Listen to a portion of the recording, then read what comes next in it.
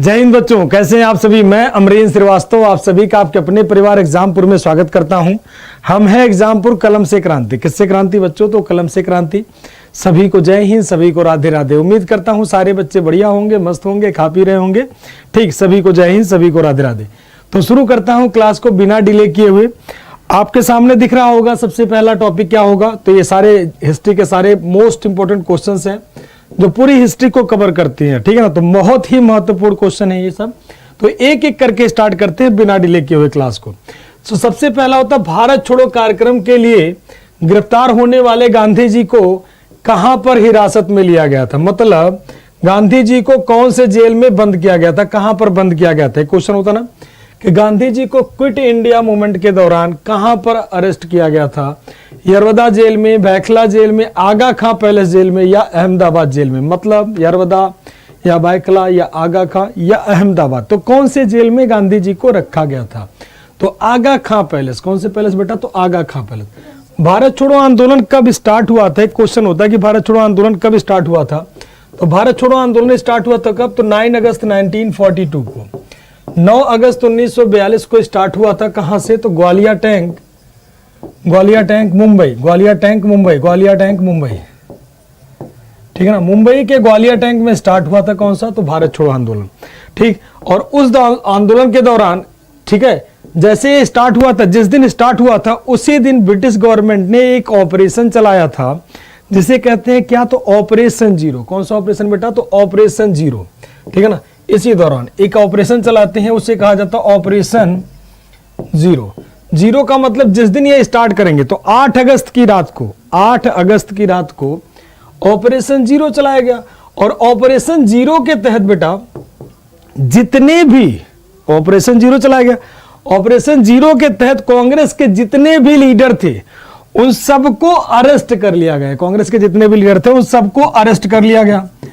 और अरेस्ट करने के बाद सबको अलग अलग जेल में रखा गया। मतलब जैसे पुणे, अगर सबको अलग अलग जेल में रखा गया कि भाई किसी को कहीं पर, किसी को कहीं पर। तो इसी तरह से गांधी जी को आगा खां पैलेस, जैसे जयप्रकाश नारायण को हजारीबाग जेल में रखा गया। जेल तोड़ के जयप्रकाश नारायण भाग जाते हैं।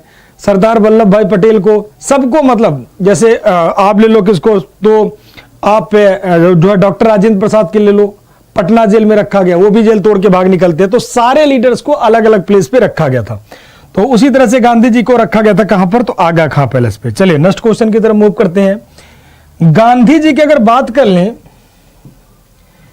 गांधी जी का जो जीवन था, गांधी जी के जीवन की अगर हम चर्चा करते हैं, गांधी जी के जीवन पर एक नाटक देखकर सबसे ज्यादा उनके चरित्र पर बहुत ज्यादा प्रभाव पड़ता है। गांधी जी ने एक मैथोलॉजिस्ट, मतलब हो गया एक पौराणिक, यानी प्राचीन कालीन पौराणिक उसे कहते हैं। गांधी जी ने देखा था एक नाटक और उसी का इंपैक्ट गांधी जी के ऊपर बहुत लंबे समय तक पड़ा था और उसका पूरा आजीवन उन्हें प्रभावित किया। जैसे कभी कभी क्या होता है, हम लोगों के जीवन में दुनिया भर की घटनाएं हो जाती हैं, तो कोई एकाध घटना ऐसी हो जाती है जिसको देखकर हम पूरी जीवन सीख लेते हैं। मतलब ताउम्र वो सीख हम लोगों के दिमाग में बैठा होता है कि यार ये ऐसा हो जाए, यार ये ऐसा हो जाए। तो सीख हम लोगों के ब्रेन पे आती है। तो उसी तरह का सीख गांधी जी ने एक नाटक देखा था और उसी नाटक का इंपैक्ट गांधी जी के पूरे ब्रेन पे पड़ता है। मतलब इंपैक्ट उनके ऊपर पड़ता है और वो लंबे समय तक चलता है। तो कौन सा नाटक देखते हैं? हरिश्चंद्र, अशोका या विक्रमादित्य, या कौन सा? तो कृष्णा, विक्रमादित्य या कृष्ण, ठीक है ना। तो कौन सा नाटक देख के उनके ऊपर सबसे ज्यादा प्रभाव पड़ता है? तो किसकी कहानी देख करके? तो ना अशोक की, ना ही विक्रमादित्य की, ना ही कृष्ण की। किसका? तो राजा हरिश्चंद्र की कहानी देख करके गांधी जी को सत्य के बारे में बहुत बढ़िया सा परिचय होता है कि कोई भी इंसान जो कभी जीवन में झूठ, कहते हैं ना, आज भी देखो एग्जांपल हम लोग लेते हैं ना कि राजा हरिश्चंद्र बने हो क्या, इस तरह से कहते हैं ना कि भाई बहुत ज्यादा राजा हरिश्चंद्र बने हो क्या, कभी झूठ ही नहीं बोलोगे। मतलब आप ये सोचो, किसी के कैरेक्टर के बारे में की बात होती है तो कहते हैं भाई देखो ना तुम राम हो ना हम सीता हैं। इस तरह की बातें करते हैं लोग कि ना पहले आप तो सीता ना हो ना हम राम है। इस तरह की बातें होती हैं। मतलब कैरेक्टर में सबसे बढ़िया कैरेक्टर राम और सीता का माना गया। उसी तरह से अगर बात बोलोगे, सत्य बोलने के लिए सबसे महत्वपूर्ण किसे माना जाता? राजा हरिश्चंद्र को। दानियों में किसे माना जाता है? तो राजा हरिश्चंद्र को। कहते हैं जब क्या दान कर रहे हो, कहीं भी दान देने वाली पैसे बात होती, कहते राजा हरिश्चंद्र को देख लो, इन्होंने सब कुछ दान कर दिया। तो राजा हरिश्चंद्र, ठीक है ना। तो राइट आंसर क्या है? तो राजा हरिश्चंद्र। नेक्स्ट क्वेश्चन की तरफ मूव करते हैं भाई। गरम दल और नरम दल, दो दल होते थे, गरम दल और नरम दल, ठीक है ना। नरम दल और कौन, तो गरम दल के रूप में भारतीय राष्ट्रीय कांग्रेस का विभाजन किस अधिवेशन में हुआ, मतलब in which session did Indian National Congress split into moderate party and क्या एंड एन एक्सट्रीमिस्ट पार्टी। मतलब गरम दल और नरम दल दो पार्टी होती है, दोनों पार्टियों में विभाजन जो है, दो पार्टियों भारतीय राष्ट्रीय कांग्रेस का विभाजन किस अधिवेशन में हुआ था। तो देखो अधिवेशन कौन सा, तो सूरत अधिवेशन था। सूरत अधिवेशन में गरम दल और नरम दल बन जाते, क्या, तो गरम दल और दूसरा क्या होता है, नरम दल, ठीक है ना। गरम दल का मतलब हो गया क्या, तो एक्सट्रीमिस्ट, और नरम दल का मतलब होता है क्या, तो मॉडरेट। अब अगर बात करते हैं बेटा गरम दल नरम दल की, तो गरम दल के थे कौन, तो लाल, बाल और कौन थे, तो पाल। देखो तीन नाम हो गए, लाल, बाल, पाल। लाल का मतलब क्या होता है, लाला लाजपत राय, लाला लाजपत राय। बाल का मतलब हो गया क्या, तो बाल गंगाधर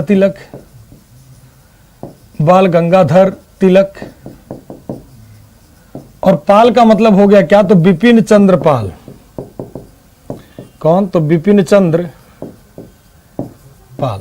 तो लाल, बाल, पाल। वही नरम दल के नेता कौन थे, तो गोपाल कृष्ण गोखले, जो गांधी जी के पॉलिटिकल टीचर माने जाते। तो गरम दल नरम दल का विभाजन कहां हुआ, सूरत में। और कब हुआ, तो 1907 में, ठीक है ना। तो गरम दल नरम दल, जितने भी गरम दल के लीडर थे उनके ऊपर बैन कर दिया गया। मतलब गरम दल नरम दल को दो विभाजन होता कहां पर, तो सूरत में। तो ध्यान रखना, सूरत में गरम दल के लीडर के ऊपर बैन कर दिया गया, और नरम दल वाले कहते भाई ये हमारी पार्टी। तो नरम दल वालों की पार्टी बड़े लंबे समय तक बनी रही। अगले पॉइंट पे चलते हैं, नेक्स्ट क्वेश्चन की तरफ चलते हैं भाई। देखो गांधी जी एक यात्रा करते हैं, कौन सा, तो दांडी मार्च यात्रा। Describe Gandhi March two Dandi in the following word. Who describe Gandhi's March two Dandi in following words. मतलब निम्नलिखित शब्दों में गांधी का दांडी यात्रा का वर्णन किसने किया, कि रामचंद्र की लंका तक की ऐतिहासिक यात्रा की तरह गांधी की यात्रा भी यादगार रहेगी। ये means like the historical march of Ramchandra to Lanka, the march of Gandhian will be memorable. मतलब गांधी जी जैसे साबरमती आश्रम से यात्रा करते हैं, गांधी जी जो अपनी यात्रा करते हैं गांधी जी, ठीक है ना, वो कहां से स्टार्ट करते हैं, तो साबरमती से कहां तक यात्रा करते हैं, तो दांडी तक। साबरमती से कहां तक, तो दांडी तक। तो साबरमती आश्रम से अपनी यात्रा स्टार्ट करते हैं बेटा, कहां तक, तो दांडी तक। और कब स्टार्ट करते हैं, तो 12 मार्च 1930 को स्टार्ट करते हैं, ठीक है ना। और कब पहुंचते हैं, तो 5 अप्रैल को पहुंचते हैं, 6 अप्रैल को नमक कानून तोड़ते हैं, ठीक है ना। तो इनकी जो यात्रा थी साबरमती से दांडी तक, उसी तरह से जैसे भगवान राम जी ने श्रीलंका की यात्रा की थी कि भाई सीता मैया को छुड़ाना है, ठीक है ना, और रावण को पराजित करना है, तो उसी तरह से ये नमक कानून को खत्म कराना है। और नमक कानून को खत्म कराना है, भारत वालों को बहुत सारे अधिकार दिलाना है, और ब्रिटिश गवर्नमेंट के भाई कहीं ना कहीं खुला चैलेंज करना है, ठीक है ना, इस तरह की विचारधारा। तो गांधी की बिल्कुल यात्रा, इस तरह का स्टेटमेंट देने वाले पर्सन कौन थे, तो सभी के आंसर आने शुरू हो गए हैं। मोतीलाल नेहरू। कौन थे बेटा, तो मोतीलाल नेहरू, ठीक है ना। मोतीलाल नेहरू का स्टेटमेंट था कि जैसे वो यात्रा होती है ठीक उसी तरह से ये भी यात्रा है। नेक्स्ट क्वेश्चन की तरफ मूव करते हैं भाई। ग्रैंड ओल्ड मैन की संज्ञा किसे दी जाती है। ये तो बहुत आसान क्वेश्चन है, बार बार पूछा जाता है, मोस्ट इंपॉर्टेंट क्वेश्चन है आप लोगों के एग्जाम के लिए। ग्रैंड ओल्ड मैन किसे कहते हैं, फटाफट तेजी से बताओ, ग्रैंड ओल्ड मैन किसे कहते हैं। ग्रैंड ओल्ड मैन की संज्ञा किसे दी जाती है।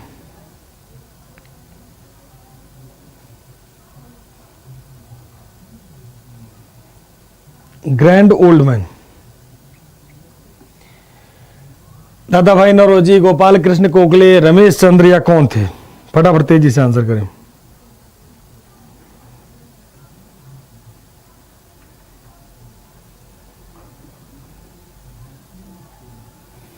ठीक है ना, ग्रैंड ओल्ड मैन। अब देखो इसमें सबसे ज्यादा बुजुर्ग कौन थे, तो सिंपल सा लॉजिक है, सबसे ज्यादा बुजुर्ग कौन थे, दादा भाई नौरोजी, वैसे ही, ठीक है ना, दादा भाई नौरोजी। इसे इन्हें कहा जाता है grand old man of India, दादा भाई नौरोजी। इन्होंने क्या किया था, तो इन्होंने दिया था ड्रेन ऑफ वेल्थ थ्योरी,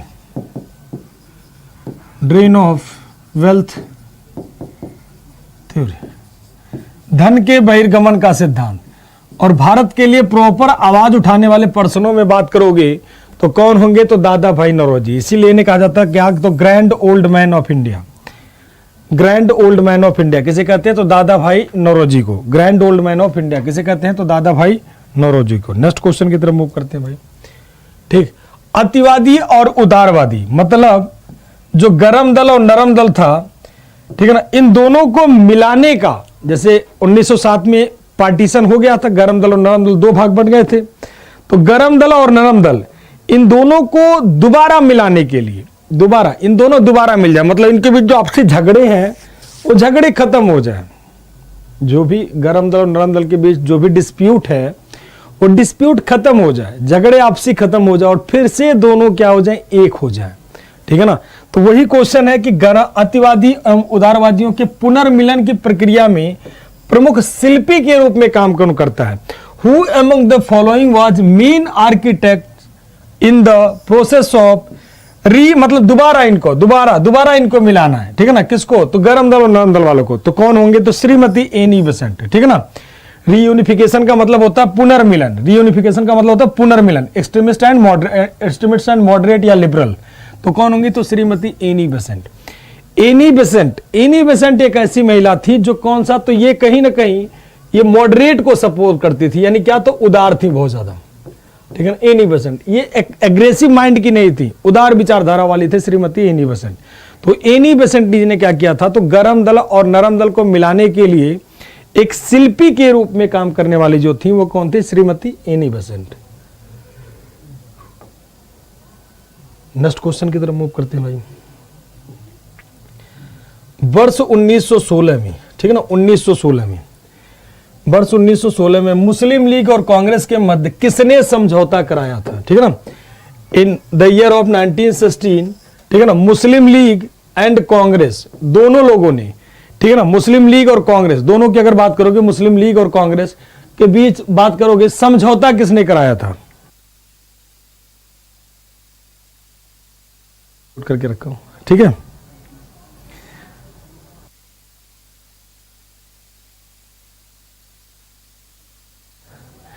चलिए, तो गरम दल और नरम दल, के मध्य, अगर मुस्लिम लीग और कांग्रेस के बीच अगर बात करोगे, वर्ष 1916 मुस्लिम के समझौता कौन कराते, in the year 1916 who made a pact between the Muslim League and Congress. तो मुस्लिम लीग और कांग्रेस के बीच जो मिलन का काम करवाते हैं वो कौन करवाते हैं बेटा, तो बाल गंगाधर तिलक जी। कौन, तो बाल गंगाधर तिलक जी। तो बाल गंगाधर तिलक जी दोनों के बीच मिलन का काम करवाते हैं, कब, तो 1916 में। 1916 के लखनऊ अधिवेशन में, लखनऊ सेशन ऑफ कांग्रेस के लखनऊ अधिवेशन में, ठीक है ना, 1916 के कांग्रेस के लखनऊ सेशन में मुस्लिम लीग और कांग्रेस ये दोनों एक साथ मिलते हैं, एक साथ। तो शिल्पी के रूप में काम करने वाले पर्सन कौन थे, मतलब इन दोनों को मुस्लिम लीग और कांग्रेस के मध्य समझौता कराने वाले पर्सन कौन थे, तो बाल गंगाधर तिलक जी। कौन थे बेटा, तो बाल गंगाधर तिलक जी। नेक्स्ट पॉइंट पे आते हैं, इंडस वैली सिविलाइजेशन। ये बहुत बढ़िया सा पॉइंट है और बहुत पूछा जाता है, सिंधु घाटी सभ्यता का ये पॉइंट है, सारा जरूरी नहीं सिंधु घाटी सभ्यता, बट ये खूब पूछा जाता है। सिंधु घाटी सभ्यता यानी मोहनजोदारो की बात करें तो मोहनजोदारो का सबसे बड़ा भवन कौन है, which is the largest building in Mohenjodaro. तो मोहनजोदारो का सबसे बड़ा बिल्डिंग कौन सा है, फटाफट तेजी से बताएं। ग्रेट बाथ, ग्रेनरी, या जो है स्तंभ हाल, मतलब स्तंभ हाल मतलब वही कहते हैं कि पिलर वाला हॉल, या 2 स्टोरेज फ्लो हाउसेस, कौन सा है। तो पूरा का पूरा मोहनजोदारो का जो सबसे बड़ा भवन है, सबसे बड़ा, उसे कहते हैं ग्रेट ग्रेनरी। कौन सा, तो ग्रेट ग्रेनरी। ग्रेट ग्रेनरी पूरे सिंधु घाटी सभ्यता की लार्जेस्ट बिल्डिंग मानी जाती है, largest building of IVC. IVC का मतलब हो गया क्या, तो इंडस वैली सिविलाइजेशन। पूरे सिंधु घाटी की सबसे बड़ी बिल्डिंग जो मानी जाती हो वो क्या, तो धान्यागार। धान्यागार या इसे कहते हैं क्या, अन्नागार। अन्नागार भी कहते हैं इसे, ठीक है ना। ये क्या होता है, जैसे गांव वगैरह में जाओगे तो देखो गेहूं और चावल बनाने के लिए इस तरह से बना होता है, ठीक है ना, ऐसे बना होता है, ऐसी तरह से बना होता है। यहाँ पर एक छोटा सा होल होता है, यहाँ से निकाल लिया जाता है। अगर आप हमारे पूर्वांचल की यात्रा करोगे गोरखपुर साइड में, तो वहां पर इसे एक अलग अलग नाम दिया, डेहरी कहते हैं, कहीं कहीं टंकी कहते हैं, ठीक है ना। इस तरह का रीजनल वर्ड यूज होता है, ठीक। तो यहाँ पे एक प्रोडक्ट को रख के बंद कर देते तो यहाँ पर छोटा सा होल होकर सारा उस हाथ से निकाला जाता है, ठीक है ना। तो इसे कहते हैं क्या, तो ग्रेनरी। तो लार्जेस्ट बिल्डिंग सिंधु घाटी सभ्यता का क्या होगा, तो ग्रेनरी। क्या कहते हैं, तो ग्रेनरी। यानी कौन सा ग्रेनरी, तो इसे कहते हैं great granary. Great granary, great granary सबसे। और सबसे सुंदर बिल्डिंग की बात करोगे तो कौन, तो ग्रेट बात। ये होता क्या, तो ब्यूटीफुल। ब्यूटीफुल बिल्डिंग मतलब सबसे सुंदर भवन की बात करोगे तो लार्जेस्ट बात होता है, ठीक। चलिए अगले क्वेश्चन की तरफ मूव करते हैं भाई। ग्रेट बात, ग्रेट बात कहां से मिलता है, तो अभी थोड़ी देर पहले आपने देखा था ग्रेट बात। तो ग्रेट बात कहां पे मिलता है, ग्रेट बात कहां पे मिलता है, तो ग्रेट बात तो मोहनजोदारो, ध्यान रखना। ग्रेट बात कहां पर मिलता है, तो विशाल स्नानागार। विशाल स्नानागार सबसे सुंदर बिल्डिंग, ग्रेट बात। अभी आप थोड़ी देर पहले हमको बताया सबसे सुंदर भवन, सबसे सुंदर। तो सबसे सुंदर बिल्डिंग में माना जाता है क्या, तो ग्रेट बात। आज के टाइम का, मॉडर्न टाइम का स्विमिंग पूल जैसे नहीं होता, स्विमिंग पूल स्नानागार बिल्कुल सेम बेटा वैसे ही होता है, ठीक है ना। तो ग्रेट बात कहां पर, तो हड़प्पा, लोथल, चनहुदारो, मोहनजोदारो। तो मोहनजोदारो आप देखना, मोहनजोदारो का जो ग्रेट बात होता है सबसे सुंदर भवनों में काउंट होता है। कौन, तो ग्रेट बात ऑफ मोहनजोदारो। तो आंसर क्या होगा 9 का, डी आंसर। ग्रेट बात ऑफ मोहनजोदारो सबसे सुंदर बिल्डिंगों में काउंट होता है। कौन, तो ग्रेट बात ऑफ मोहनजोदारो, ठीक है ना। अब आते हैं सिंधु घाटी सभ्यता। सिंधु घाटी सभ्यता की, सिंधु घाटी सभ्यता के लोग एक महत्वपूर्ण रचना निम्नलिखित में से किसकी मूर्ति थी। Which of the following idol was an important composition of the people of the Indus Valley civilization, ठीक है ना।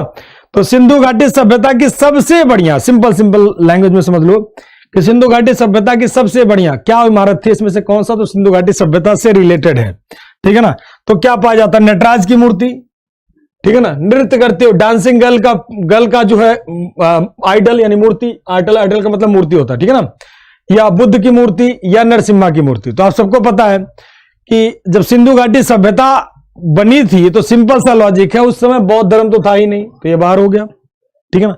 भगवान बुद्ध जन्म लेते हैं कब, तो 563 बीसी में, 563 बीसी में।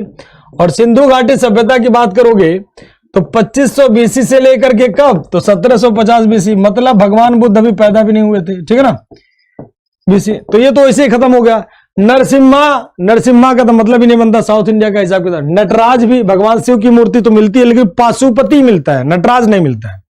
नटराज वाला हिसाब किताब चोल डायनेस्टी को देखने को मिलता है। कौन सी डायनेस्टी मिलता है, तो चोला डायनेस्टी। कौन सा, तो चोला, चोल वंश में मिलता है हमें। कौन सा, तो चोला डायनेस्टी, यानी कौन सा, तो चोला डायनेस्टी। तो चोल वंश में नटराज मिलता है। तो डांसिंग गर्ल, नृत्य करती हुई डांसिंग गर्ल का एक नेकेड फॉर्मेट में ब्रॉन्ज देखने को मिलता है, ब्रॉन्ज का आइडल देखने को मिलता है। कहां पर, तो सिंधु घाटी सभ्यता के लोगों का, ठीक है ना। और मिट्टी का भी मिलता है, तो ब्रॉन्ज वाला ज्यादा प्रमाणिक रहा, ठीक। नेक्स्ट क्वेश्चन की तरफ आते हैं। तो सभी का क्लियर होगा उम्मीद करता हूं। नेक्स्ट क्वेश्चन की तरफ मूव करते हैं भाई। देखो ध्यान से, क्वेश्चन थोड़ा ज्यादा है तो जितना संभव होगा उतना हम लोग करेंगे। By whom the first Republic of the world was established in Vaishali. Vaishali में बेटा, वैशाली का नाम सुना हो ना, वैशाली का मतलब हो गया क्या, तो बिहार, ठीक है। ये दिल्ली वाला वैशाली मत समझ लेना, दिल्ली में आनंद विहार जा रहे हो, वहां पर वैशाली मेट्रो स्टेशन है, तो वाला हिसाब किताब नहीं। ये वैशाली का मतलब है कौन सा, तो बिहार वाले। तो बिहार वाले वैशाली की बातें हैं। तो Vaishali, by whom the first Republic of the world was established in Vaishali. Vaishali में विश्व का प्रथम गणतंत्र किसके द्वारा एस्टैब्लिश किया गया। बाय हुम मतलब कौन करता है, किसके द्वारा। बाय हुम का मतलब किसके द्वारा, तो किसके द्वारा वैशाली में पहले गणतंत्र, फर्स्ट रिपब्लिक, संसार का पहला रिपब्लिक, पूरे संसार की बात कर रहा हूं मैं, संसार का पहला गणतंत्र, पहला रिपब्लिक भारत में आया था। और भारत में कहां पर आया था, ठीक है ना, किसने बनाया था, तो कहां पर आया था, तो वैशाली में। किसने बनाया था, तो वो थे लिच्छवी। वो कौन थे, तो लिच्छवी, ठीक है ना, लिच्छवी लोग थे, ठीक है ना। देखो मौर्य तो था ही नहीं गणतंत्र, मौर्य में मौर्य वंश के लोग थे। गुप्ता डायनेस्टी भी गणतंत्र वाली बात है नहीं। नंदा का मतलब धनानंद, तो ये सब तो ये राजा ओरिएंटेड है। गणतंत्र का मतलब जहां लोगों का तंत्र हो, पब्लिक का तंत्र हो, उसे कहते हैं गणतंत्र। तो नंद में लोगों का तंत्र था ने। धनानंद का सुना होगा, तिड़ तिक धा वाली कहानी, तो धनानंद तो वैसे भी नहीं है, ठीक है ना। महापद्मनंद उसको बनाता, तो नंद वंश तो राजतंत्र था। मौर्य वंश में चंद्रगुप्त मौर्य था, अशोक था, ये सारे अपना खुद का राज चलाते थे, तो राजतंत्र था। गुप्ता में श्री गुप्ता, घटोत्कच गुप्ता, चंद्रगुप्त वंश, समुद्रगुप्त, ये सब भी राजतंत्र था, क्योंकि ये अपनी बातें चलाते थे, प्रजा की नहीं सुनते थे। लिच्छवी गणराज्य जैसा था। देखो कुछ कॉमन वर्ड भी अगर यूज करोगे ना तब भी आपका आंसर जाएगा। वैशाली में लिच्छवी जो लोग थे, उन्होंने वैशाली में एक विश्व का पहला कह सकते हो आप, विश्व का पहला कह सकते हो क्या है ही, गणतंत्र का स्थापना की थी। अब आते हैं अगले क्वेश्चन की तरफ। तो ये यहां तक क्लियर हो गया। नेक्स्ट क्वेश्चन तरफ आते हैं भाई।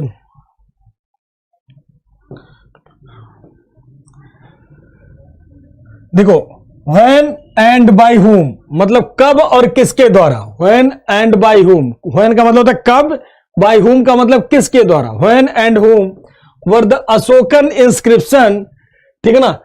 किसके द्वारा, डेसिफर्ड का मतलब होता है, तो मतलब डिपिक्टेड कह सकते हो आप, या पढ़ा गया कह सकते हो आप, ठीक है ना, रीड कह सकते हो, इस तरह के वर्ड यूज करते हो फर्स्ट टाइम।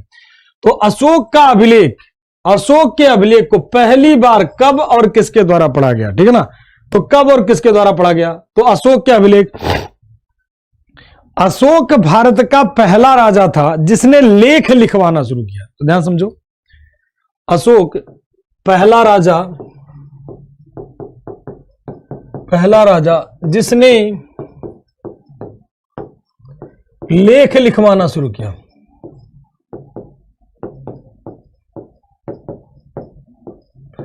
लेख लिखवाना शुरू किया। अशोक पहला राजा था जिसने लेख लिखवाना शुरू किया, पहला पॉइंट आता है, ठीक। तो अशोक पहला राजा था जिसने लेख लिखवाना शुरू किया। और यह किससे प्रभावित हुआ था, तो ईरान के राजा थे डेरियस फर्स्ट, उसको देख करके प्रभावित हुआ था अशोक, ठीक है ना। लेख लिखवाने की कला अशोक ने, ईरान का राजा था डेरियस, उसको देखकर प्रभावित होता है और लेख लिखवाना शुरू करता है। तो लेख पहली बार, तो सभी के आंसर आ चुके हैं, ठीक है ना। तो कौन होगा, तो जॉन टावर बिल्कुल नहीं, चार्ल्स मेटका बिल्कुल नहीं, स्मिथ, हैरी स्मिथ तो बिल्कुल नहीं। तो राइट आंसर क्या होगा, तो जेम्स प्रिंसेप। जेम्स प्रिंसेप ने 1837 में किया था। ये कौन थे, तो ब्रिटिश, कौन थे, तो ब्रिटिश आर्कियोलॉजिस्ट थे। कौन, तो ब्रिटिश आर्कियोलॉजिस्ट थे, ब्रिटिश आर्कियोलॉजिस्ट थे। इन्होंने 1837 में, इसको खोजने वाली बात अगर करोगे ना, खोजा किसने था, तो टी फेंथलर ने खोजा था। किसने, टी फेंथलर ने खोजा था। लेकिन लेख लिखवाने का काम की बात करोगे तो लेख किसने लिखवाया था, तो ध्यान रखना ब्रिटिश आर्कियोलॉजिस्ट थे। कौन, तो जेम्स प्रिंसेप ने। कब, तो 1837 में। नेक्स्ट क्वेश्चन की तरफ आते हैं भाई। अमुक्त माल्यदा,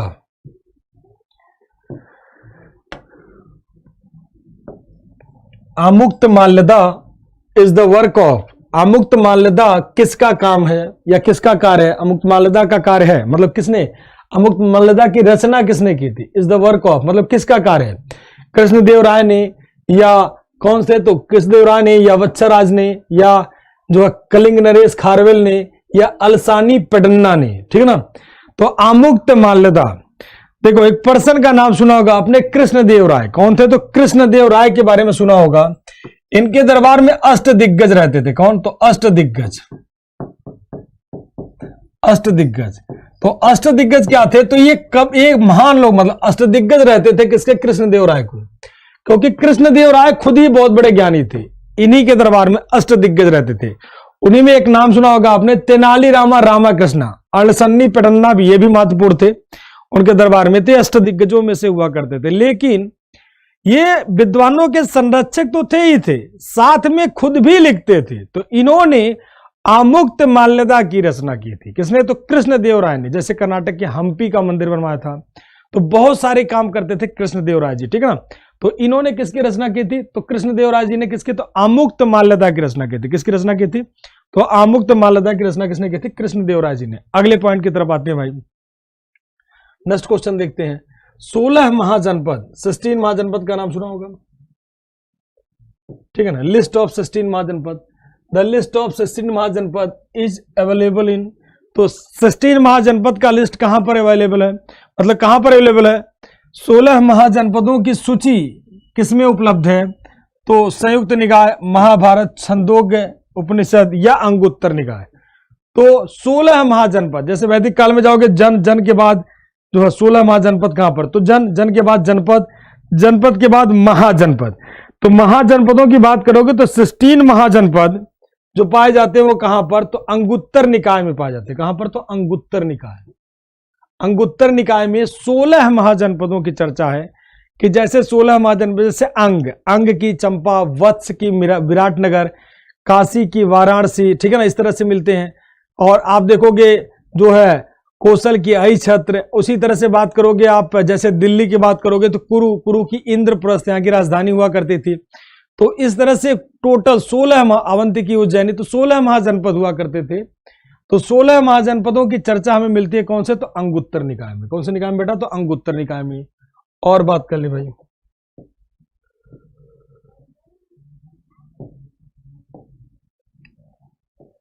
विच one of the following is oldest Veda, सबसे पुराना वेद कौन सा है, which one of the following is oldest Veda, तो सबसे प्राचीन वेद कौन सा है, ठीक है ना, यजुर्वेद, ऋग्वेद, सामवेद, अथर्ववेद, कौन सा वेद है सबसे प्राचीन वेद। तो आप ध्यान से समझ लो, याद कर लो कि सबसे पुराना वेद कौन सा, तो ऋग्वेद, यजुर्वेद, सामवेद, अथर्ववेद, ठीक है ना, ऐसे याद कर लो राइसा करके, ठीक है ना, राइसा करके याद कर लो, राइसा यानी ऋग्वेद, यजुर्वेद, सामवेद, अथर्ववेद, इनके लिखने का क्रम यही है। मतलब पहले ऋग्वेद आएगा, फिर यजुर्वेद, फिर सामवेद, फिर अथर्ववेद। तो सबसे पहले कौन सा वेद आएगा, तो ऋग्वेद, यानी पहले नंबर पे ऋग्वेद लिखा जाएगा, दूसरे नंबर पे यजुर्वेद लिखा जाएगा, तीसरे नंबर पे सामवेद और चौथे नंबर पे लिखा जाएगा क्या, अथर्ववेद। तो सबसे बाद वाला वेद अथर्ववेद, और सबसे पहला वेद कौन सा होगा, तो ऋग्वेद। ऋग्वेद में सबसे पहला वेद माना जाता है। इसे कहते हैं विश्व की पहली लिखित धार्मिक पुस्तक, ठीक है ना, वर्ल्ड ओल्डेस्ट रिलीजियस टेक्स्ट। तो विश्व की सबसे पुरानी धार्मिक लिखित किताब कौन सी है भाई, तो आपका हो जाएगा क्या, ऋग्वेदा। विश्व की सबसे पुरानी धार्मिक लिखित किताब कौन सा होगा, तो ऋग्वेदा।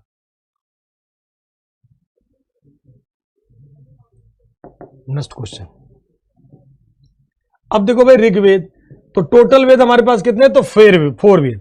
अब एक वेद ऐसा है विच of the following is based on the Rigveda, कौन सा ऐसा वेद है जिसका जो संगठन जो है, कि जिसका संगठन किस पे है, तो ऋग्वेद पर आधारित है। निम्नलिखित में से किसका संकलन ऋग्वेद पर आधारित है, यजुर्वेद है, सामवेद है, अथर्ववेद है, या इनमें से कोई नहीं, नन ऑफ दिस।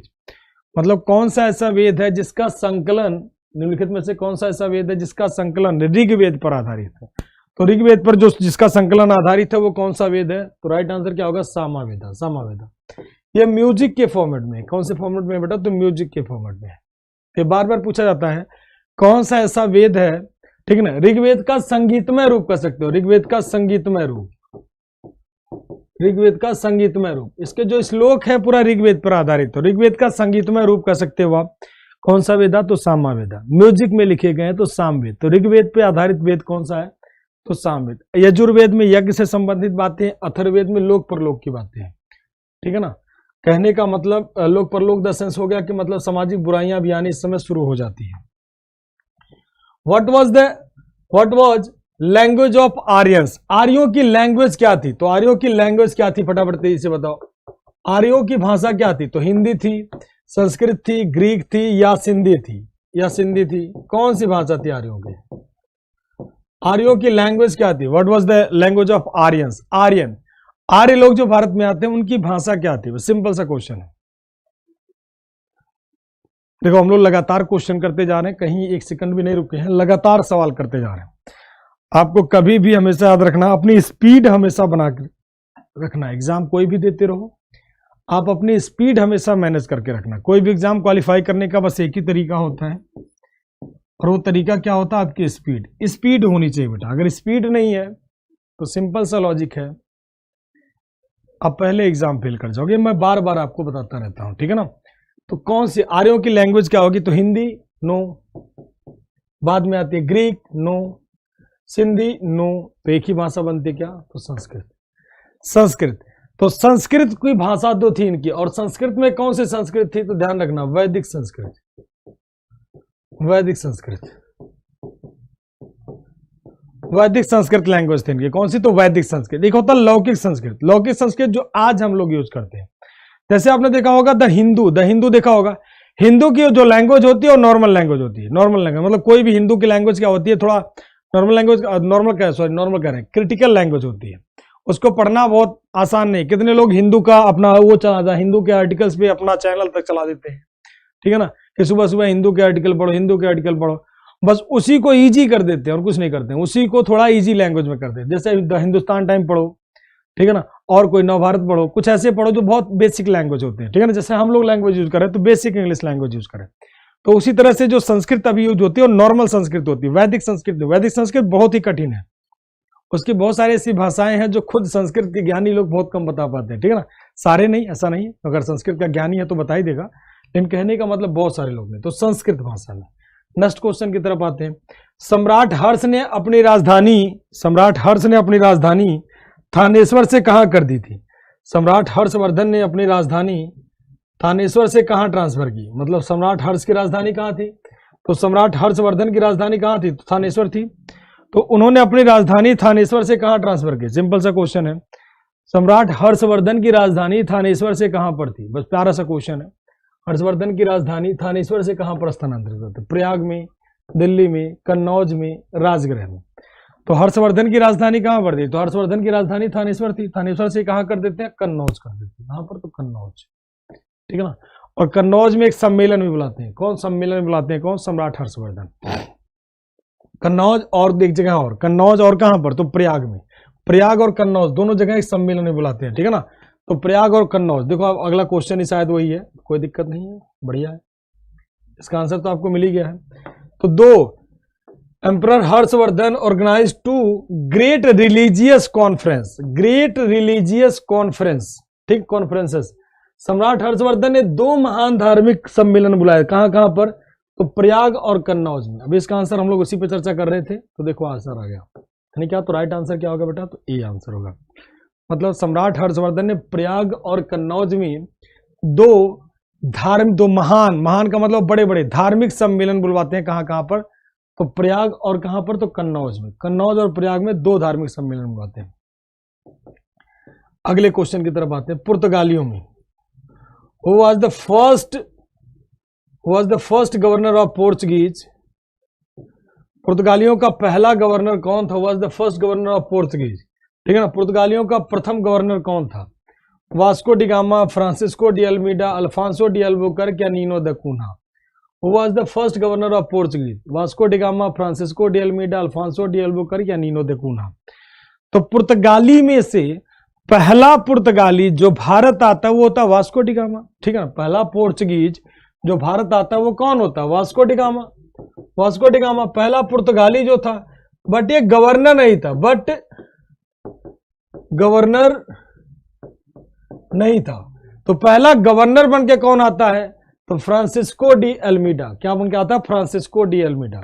पहला पुर्तगाली आपसे पूछता है तब आप मार्क करोगे क्या, पहला पुर्तगाली कौन आता है, गवर्नर नहीं, ध्यान रखना यहां पर एक शब्द है क्या, तो गवर्नर, तो गवर्नर पॉइंट को आप इंडिकेट करोगे। पहला प्रथम पुर्तगाली गवर्नर बन के कौन आता है, तो प्रथम पुर्तगाली गवर्नर आता है कौन, तो फ्रांसिस्को डी अल्मीडा। कौन होता है, फ्रांसिस्को डी अल्मीडा। पहला पुर्तगाली गवर्नर बन के कौन आता है, तो फ्रांसिस्को डी अल्मीडा, ठीक है ना, ये पहला पुर्तगाली गवर्नर बन के आता है। तो आर्टिकल कौन सा हो जाएगा, तो Francisco de Almeida, B option. Next question की तरफ मूव करते हैं भाई। निम्नलिखित बौद्ध साहित्य में निम्न में से बौद्ध साहित्य की पहचान कीजिए, ठीक है ना। Identify the Buddhist literature from the following, Buddhist literature को आइडेंटिफाई करिए निम्नलिखित में से, त्रिपिटक, उपनिषद और अंगास अरण्यका। तो आपको बौद्ध साहित्य बनाना, तो पहले देख लेते हैं भाई। उपनिषद ये वेद से रिलेटेड है, वेदास से रिलेटेड है, ठीक है ना, वैदिक से रिलेटेड है। अंग ये जैन धर्म से रिलेटेड है, अरण्यक ये भी हिंदू धर्म से रिलेटेड है, ये भी हिंदू से, ये भी हिंदू से, ठीक है ना। और आपको बताना बौद्ध साहित्य, तो त्रिपिटक, त्रिपिटक में कौन कौन सा त्रिपिटक होते हैं, तो त्रिपिटक में 3 पिटक है, ठीक है ना। कौन कौन सा, तो विनय, सुत्त और कौन सा, तो अभिधम्म, अभिधम्म। तो विनय पिटक, सुत्त पिटक, अभिधम्म पिटक, 3 पिटक होते हैं जिन्हें त्रिपिटक के नाम से जाना जाता है, ठीक है बेटा। तो विनय पिटक, सुत्त पिटक, अभिधम्म पिटक, इन्हें त्रिपिटक के नाम से जाना जाता है। कौन से साहित्य में, तो बौद्ध साहित्य में, बौद्ध साहित्य में त्रिपिटक के नाम से जाना जाता है। नेक्स्ट क्वेश्चन की तरफ आते हैं। बौद्ध धर्म ने समाज में 2 प्रभाव छोड़े, बौद्ध धर्म ने समाज में 2 वर्गों पर अपने साथ जोड़कर महत्वपूर्ण प्रभाव जोड़ा। ये वर्ग कौन से थे, Buddhism left a significant impact by uniting the 2 section of the society these classes were. तो 2 वर्ग ऐसे समाज के थे जिन पर बौद्ध धर्म का बहुत बड़ा प्रभाव पड़ा, ठीक है ना, और उन्हें अपने साथ जोड़ करके कहीं ना कहीं उन्होंने अच्छा काम किया। तो कौन थे, तो वणिक वर्ग थे और पुरोहित वर्ग थे, यानी मर्चेंट और प्रीस्ट। तो प्रीस्ट तो होंगे नहीं, तो ये ऑप्शन पहले गलत हो गया, ठीक है ना। साहूकार और दास, तो स्लेव तो बिल्कुल नहीं थे। बौद्ध धर्म में कहा गया किसी भी गुलाम को बौद्ध धर्म स्वीकार नहीं कराया जाएगा, वो तभी स्वीकार करेगा जब वो अपने मालिक को अपने गुलामी का हक अदा कर देगा। ऐसा नहीं कि आप गुलाम बन गए हो और फटा के बौद्ध धर्म से एक्सेप्ट कर लिया, तो ये नहीं, बिल्कुल नहीं लागू होता था। दूसरा योद्धा और व्यापारी, तो व्यापारी भी बहुत बड़े पैमाने पे नहीं थे, योद्धा भी बहुत बड़े पैमाने पे नहीं थे। इन्हें कहा गया जब आप युद्ध छोड़ोगे तभी आप बौद्ध धर्म स्वीकार करोगे। इसमें 2 लोगों को सबसे महत्वपूर्ण था, समाज के 2 वर्ग, शूद्र और स्त्रियां। शूद्र और स्त्रियों को, यानी वुमेन और किसको, तो शूद्राज को सोसाइटी में बहुत बढ़िया सम्मान देते हैं। कौन, बौद्ध धर्म के लोग। इन्हें समाज में समाज के मेन पॉइंट में लाने का काम करते हैं। कौन, तो बौद्ध धर्म के लोग। किसको, तो स्त्रियों शूद्रों को, स्त्री और शूद्रों को, दोनों लोगों को, ठीक है। नेक्स्ट क्वेश्चन की तरफ आते हैं भाई। भगवान बुद्ध ने अपना प्रथम प्रवचन कहां पर दिया था, where did Buddhas give first discourse, यानी क्या फर्स्ट सेरेमन कह सकते हो, उपदेश, फर्स्ट सेरेमन या डिस्कोर्स भी कह सकते हो। पहला उपदेश कहां पर दिया था, तो गया में, सारनाथ में, पाटलिपुत्र में, वैशाली में, कौन से प्लेस पे दिया था, तो राइट आंसर क्या होगा, तो सारनाथ। कहां पर, सारनाथ। सारनाथ में इन्होंने दिया था 5 ब्राह्मणों को, किसको, तो 5 ब्राह्मणों को, 5 ब्राह्मण्स को। और इसे कहते हैं क्या, तो धम्म चक्र परिवर्तना। तो धम्म चक्र परिवर्तन, इसे कहते हैं क्या, तो धम्म चक्र परिवर्तना, यानी क्या, धम्म चक्र परिवर्तन के नाम से जाना जाता है। इसको किसको कहा जाता है, तो इसी को धम्म चक्र परिवर्तन के नाम से। तो बौद्ध धर्म में अगर बात करोगे तो धम्म चक्र परिवर्तन के नाम से जाना जाता है। कहां, सारनाथ में। तो भगवान बुद्ध ने अपने पहला उपदेश कहां पर दिया था, तो सारनाथ में। इसे कहते हैं क्या, धम्म चक्र परिवर्तन। और सारनाथ है कहां पर, तो सारनाथ कहां है, तो यूपी में, ठीक है ना, यूपी में, वाराणसी के पास है। ये बहुत बार पूछा गया, अनगिनत बार पूछा गया, तो मोस्ट इंपॉर्टेंट कर सकते हो इसको, क्योंकि बहुत बार आपके एग्जाम में पूछा जाता है कि भगवान बुद्ध ने अपना पहला उपदेश कहां पर दिया था, तो सारनाथ में। बहुत पूछा जाता है बेटा। नेक्स्ट क्वेश्चन की तरफ मूव करते हैं भाई। भगवान बुद्ध निम्नलिखित में से किन बातों पर बिलीव करते थे, ठीक है ना, किन मतों पर विश्वास करते थे कि भाई ये होना चाहिए, ये होना चाहिए, नहीं होना चाहिए, ठीक है ना। तो किन किन बातों पर बिलीव करते, चलो देखते हैं। पहला, दुनिया, भगवान बौद्ध धर्म में निम्नलिखित में से किन मतों पर विश्वास करता था, दुनिया दुखों से भरी है। भगवान बुद्ध के 4 आर्य सत्य क्या कहते थे, दुख समुदाय। दुख समुदाय का मतलब सारा संसार दुख से भरा हुआ है, ठीक है ना। तो ये तो बिल्कुल सही बात है, सारा संसार दुख से भरा हुआ है। लोगों को दुख उनकी इच्छाओं के कारण होता है, ठीक है ना। दुख समुदाय, दुख निरोध गामिनी प्रतिपदा। तो बिल्कुल सही बात है कि सारे दुख का कारण क्या माना गया बौद्ध धर्म में, तो इच्छा शक्ति। मतलब अगर आपकी कोई भी इच्छा है और वो पूरी नहीं होती है तो आप क्या हो जाते हो, दुखी हो जाते हो। वो इच्छा किसी भी तरह की हो सकती है, ठीक है ना, हो सकता है पॉजिटिव, हो सकता है नेगेटिव हो, कई तरह की विचारधारा होती है। जैसे आप एग्जाम देने जा रहे हो, अगर एग्जाम में आपका सिलेक्शन नहीं हुआ तो आप देखोगे दुखी हो जाते हो। अगर आप आईएएस पीसीएस की तैयारी करने वाले बच्चे हैं तो देखो कितने बच्चे लोग सुसाइड कर लेते हैं, ऐसे समझ लो आप। कितने बच्चे क्या होते हैं इंटरव्यू के बाद जब रिजल्ट आता है, सोसाइटी में तब सब जगह बता दिया कि भाई देखो हम इंटरव्यू दे रहे हैं, और रिजल्ट आता है तो फिर नहीं होता है, तो कहीं ना कहीं सुसाइड कर लेते हैं, इस तरह की विचारधारा आ जाती है, ठीक है ना। तो सबसे पहला पार्ट कर ले, तो हालांकि ऐसा कभी नहीं, लाइफ में ऐसा कभी नहीं करना है। तो वो दुखी हो जाती हैं, अपनी आत्मा से दुखी, कहते हैं उनके लिए पूरी दुनिया खत्म है, मतलब उनका सिलेक्शन हो तो पूरी दुनिया उनके लिए क्या है, तो खत्म है, इस तरह की विचारधारा। तो दुख उनकी इच्छाओं के कारण होता है। यदि इच्छाओं पर काबू पा लिया जाए तो निर्वाण मिल सकता है, तो बिल्कुल सही बात है। यदि व्यक्ति, इसके लिए अष्टांगिक मार्ग बताया गया कि यदि कोई भी पर्सन अपनी इच्छाओं पर कंट्रोल कर लेता है, ठीक है ना, तो उसे क्या मिल जाता है, तो उसे निर्वाण की प्राप्ति हो जाती है, उसे कैवल्य की प्राप्ति हो जाती है। तो ये भी सही है, ये भी सही है। अब ईश्वर और आत्मा के अस्तित्व को स्वीकार करना चाहिए, बिल्कुल नहीं करते, वो गॉड वाली विचारधारा को कॉन्सेप्ट नहीं मानते हैं, ठीक है ना, वो ईश्वर वाली विचारधारा या इस सब की विचारधारा को नहीं मानते, तो डी ऑप्शन गलत होगा। तो इसमें आपको कूट बताना है कि इनमें से कौन सा विश्वास सही है, तो ए बी सी डी, बिल्कुल नहीं, डी है इसमें, तो ये बार हो गया। बी अकेले तो होगा नहीं, तीनों होंगे, तो ए बी सी, यानी क्या ऑप्शन हो जाएगा, तो सी ऑप्शन। राइट आंसर क्या होगा बेटा, तो सी आंसर राइट आपका आंसर हो गया। नेक्स्ट क्वेश्चन की तरफ मूव करते हैं भाई। अंग्रेजों ने रैयतवाड़ी, अंग्रेजों ने भूमि राजस्व की कुछ व्यवस्था लागू की थी, जिसे कहते हैं रैयतवाड़ी, महालवाड़ी, इस तरह की व्यवस्थाएं लागू करते हैं। रैयतवाड़ी होता है, महालवाड़ी होता है, दुनिया भर का, ठीक है ना, अस्थाई बंदोबस्त, इस तरह की व्यवस्थाएं लागू करते हैं कौन, तो ब्रिटिश गवर्नमेंट। तो अंग्रेजों ने रैयतवाड़ी बंदोबस्त कहां पर लागू की, ठीक है ना, where did the British implement the ryotwari system. अब यहां पर देखो रैयत का मतलब होता है क्या, तो किसान। रैयत का मतलब होता है क्या, किसान, यानी फार्मर, ठीक है ना। मतलब इसमें एग्रीमेंट जो होता था वो किससे होगा, तो फार्मर से, यानी किससे, तो फार्मर से, यानी किसानों से समझौता होता था। इसमें जो भी एग्रीमेंट होता था वो किससे, तो फार्मर से होता था, किसानों से समझौता होता है। और पहली बार इसे कहां लागू किया गया था, मद्रास में, बंबई में, कौन सी जगह लागू किया था, रैयतवाड़ी सिस्टम। रैयतवाड़ी, महालवाड़ी, इस तरह की व्यवस्थाएं होती थी, तो पहली बार कहां पर लागू किया था, सिंपल सा क्वेश्चन है, ठीक है। तो कहां पर लागू किया गया था, तो पहली बार नहीं है, तो पहली बार इसमें नहीं है, सॉरी, पहली बार वर्ड नहीं, तो पहली बार अगर बात करोगे तो फर्स्ट टाइम अगर बात करोगे तो फर्स्ट टाइम तमिलनाडु के 12 महल डिस्ट्रिक्ट, तमिलनाडु के कौन से, तो 12 महल डिस्ट्रिक्ट,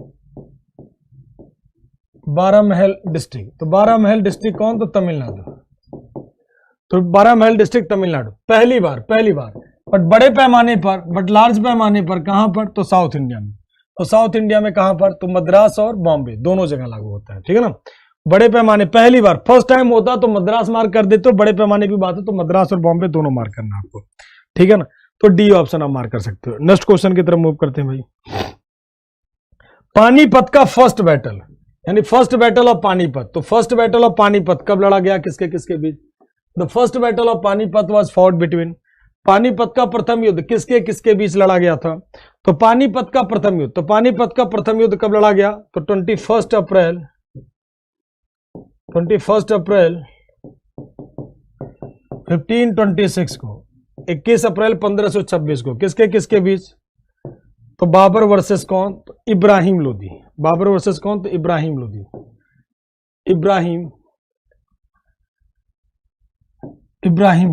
इब्राहिम लोदी, बाबर और किसके बीच, तो इब्राहिम लोदी, बाबर और किसके बीच, तो इब्राहिम लोदी के बीच, तो बाबर और इब्राहिम, सी ऑप्शन सही हो जाएगा, जिसने सी मार्क किया तो उससे राइट आंसर है। तो बाबर और इब्राहिम लोदी के बीच कौन सा बैटल हुआ, तो फर्स्ट बैटल ऑफ पानीपत, किसके किसके बीच बेटा, तो बाबर और इब्राहिम लोदी के बीच में। नेक्स्ट क्वेश्चन की तरफ मूव करते हैं भाई। Farid was real name of, Farid वास्तविक नाम किसका था, तो फरीद किसका नाम था, तो फरीद जो है किसका नाम था, तो शेर शाह सूरी का नाम था। कैसे पढ़ता, तो शेर शाह सूरी। देखो फरीद जो है, जो तो शेर शाह सूरी जो था, उसके बचपन का नाम था, चाइल्डहुड नेम क्या था, तो फरीद, यानी कौन सा, तो चाइल्डहुड नेम इसका क्या था, तो फरीद, चाइल्डहुड नेम इसका क्या था, तो फरीद। इसने एक ही बार में शेर को मार दिया, एक ही बार में इसने किसको मारा, तो शेर को मारा, इसलिए इसका नाम पड़ गया क्या, बट लेटर में इसका नाम पड़ जाता है क्या, शेर खान। जब एक ही बार में शेर को मारता तो इसका नाम पड़ जाता है क्या, शेर खान, ठीक है ना। फिर इसी का नाम पड़ जाता है क्या, शेर खान।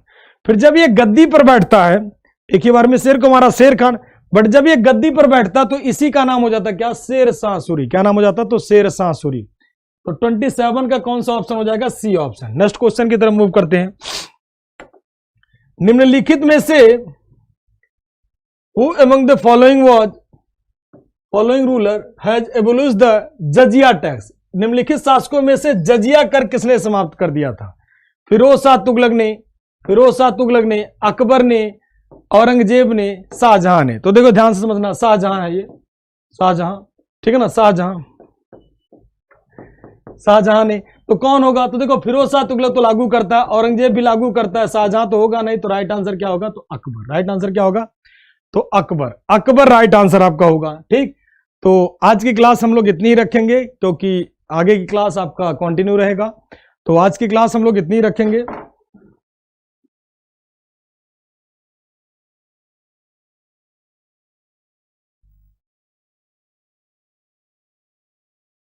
आज की क्लास हम लोग इतनी रखेंगे। आप लोग अपना ध्यान रखिएगा, सुरक्षित रहें।